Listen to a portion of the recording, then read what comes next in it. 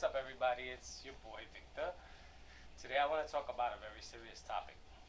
I keep watching the news, and they have these commercials about gun violence. You know, they show these gangs rolling up on somebody, and somebody's playing basketball, and then they confront each other. You can feel the tension and you can feel the anger in these commercials. I don't know if you've seen it, but in the back of one of the guys, he has a gun in his waist. And it's real disturbing when you're watching this because you know he's got a gun. The guy at the basketball court doesn't know he has a gun, but they're about to confront each other. So then the commercial just goes on to say, stop the violence type of thing, And today there's a lot of activities going on. There's plays being done in schools against gun violence, parents against guns, teens against guns, all types of marches going on in different types of neighborhoods against gun violence. Now, I don't say that there's anything wrong with that because, it's good that people rise up. I'm against guns, so gun violence, I should say. Because it's not the gun itself that actually does the damage. Because you could pick up a knife and you can kill somebody or hurt somebody with a knife. In jails, it's going on all throughout the world every day in jails. They call shanking. Everybody making a shank out of something, either a knife or anything. Pen, pencil, you name it. So it's not so much the gun or the particular item that's being used to commit, harm to someone else. It's actually what's rooted within the individual person that's committing the violence. And that's what I want to talk about. That's what we really have to look at. From childhood, we're taught many different lessons. When you break something, your parent yells at you and you know you did something wrong. But then the parent comforts you and says, it's okay, mommy's here, daddy's here.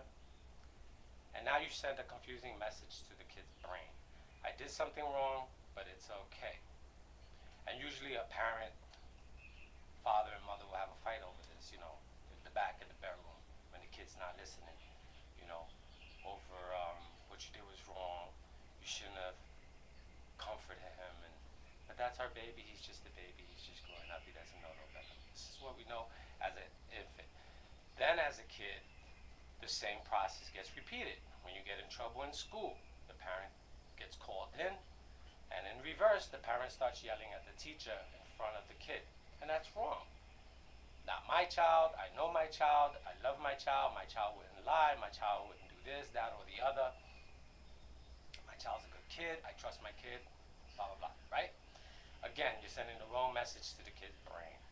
So this is a training process that gets taken into adulthood.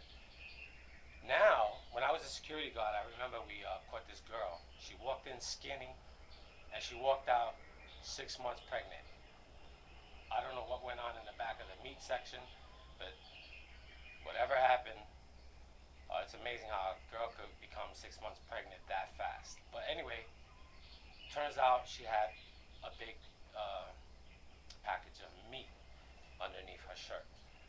Now, when her parent came in, her parent went on rambling about how she lost her job, how the father is trying, who just came out of jail, is trying to make it out there, but he can't. And the daughter had no choice but to help the family by stealing. So, again, part of the training process. Now you know that stealing is wrong. She knows she got caught, but mommy's there defending her once again. Okay, and this goes on to adulthood. Sometimes a person gets arrested and the first person you call is daddy. Daddy, come help me. You won't call mommy because mommy's the one who whooped you when you was a child. Mommy's the one who wouldn't let you get away with nothing. You always ran to daddy and daddy always got you off the hook.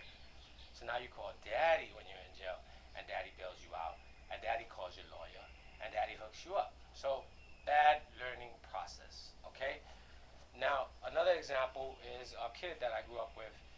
When he got beat up in the projects, his father said, don't let nobody hit you, ever. Pick up a bat, pick up a brick, beat the crap out of them, and then I'll take care of the parent, and I'll take care of the police.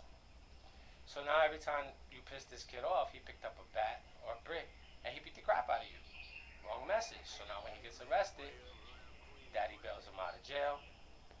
Nothing to be learned. So it's not your fault and it's not the kid's fault. It's just the way they're being trained. So we got to stop blaming guns. We got to stop blaming knives, because anyone can easily pick up lighter fluid and paper and burn your house when you piss them off. Burn your car, break your car windows, whatever. It's the anger that's inside of a person that we have to deal with. Okay? We need to start teaching people that they could get away with things when they're young and it's okay. Now, 2 lessons that I learned growing up. 1, you don't touch something when it's hot. Why? Because you're going to get burnt. We all know that. Touch iron, touch a hot pot, you never do it again. Anytime you go near a hot iron or a hot pot, you use a pot holder, because you know you're going to get burnt. That message was already embedded into your brain from the first time you got burnt. But when you fall off a bicycle or something like that, you're taught to just get back up, don't give up, and keep on going, right? When you fail in life, exam or whatever, you keep on moving. You fall off the horse, you get back up, and you keep on moving. This is what we're taught. But you never, ever touch something hot, because you know you're going to get burnt. Am I right? So this is what we have to start teaching our children and ourselves. Stop defending what's bad and discipline. Be more disciplined. Okay? I like the old-fashioned people, you know, when they really, really whoop the kid's butt, you know. Sometimes you just got to get a belt and, you know, beat the crap out of them. But you have to, you know, I'm not promoting or advocating any type of violence, but I'm just being serious, okay?